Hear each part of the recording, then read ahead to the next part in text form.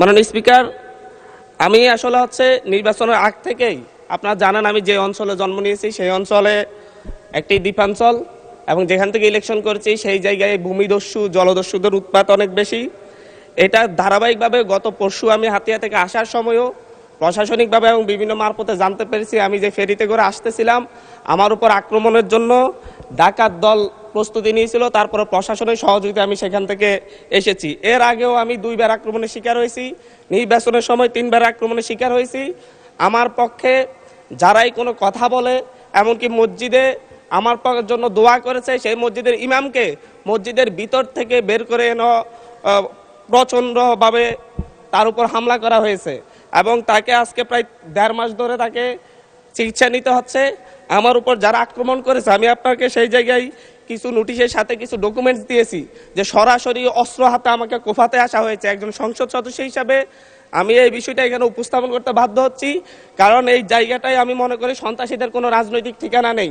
প্রতিনিয়ত বিভিন্ন একটি রাজনৈতিক দলের পদধারী এবং বিভিন্ন ক্ষেত্রে পূর্বের ফ্যাসিবাদী লোকজন তারা সরাসরি ফেসবুকে থেকে একটি রাজনৈতিক সংগঠনের এখনকার শেল্টারে থেকে ফেসবুকে ভিডিও আকারে আপনারা যদি তদন্ত দেন, তদন্তে আমরা রিপোর্ট পেশ করব, ভিডিও দিব এবং প্রত্যেকটা রেকর্ড আমাদের কাছে আছে যে তারা কিভাবে আমাকে হত্যার হুমকি দিচ্ছে, এলাকায় ঢুকতে না দেওয়ার হুমকি দিচ্ছে। আমি তো আমার যেই এলাকা যেখান থেকে আমি নির্বাচন করছি সেই এলাকায় আমাকে নিরাপদে যাওয়ার ব্যবস্থা করতে হবে, নিরাপদে আমাকে থাকার ব্যবস্থা করতে হবে, আমার সাথে যারা নেতাকর্মীরা চলাচল করবে তাদের নিরাপত্তা দিতে হবে।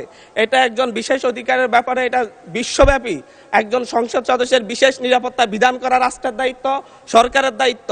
অথচ আমার উপর সরাসরি ভিডিওতে এবং সংবাদ মাধ্যমে প্রকাশিত সরাসরি অস্ত্র হাতে আমাকে কোপাতে আসা ব্যক্তিও এখন যখন আবার আমার নেতাকর্মীদেরকে হুমকি দিচ্ছে, তাহলে তো আমি অবশ্যই নিরাপত্তাহীনতায় ভুগবো।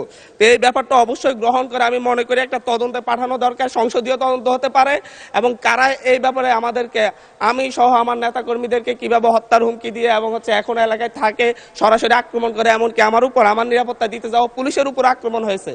নট এ সিঙ্গেল আসামি অ্যারেস্ট হয়েছে। ভোটের দিনে আমার উপর আমার গাড়ি বড় হামলা করে, আমার গাড়িতে 6টা কুপির দাগ এখনো আছে, এখনো তারা এলাকায় ঘুরে বেড়াচ্ছে। বিটিভির সাংবাদিককে কুপিয়েছে, এখনো এলাকায় ঘুরে বেড়াচ্ছে।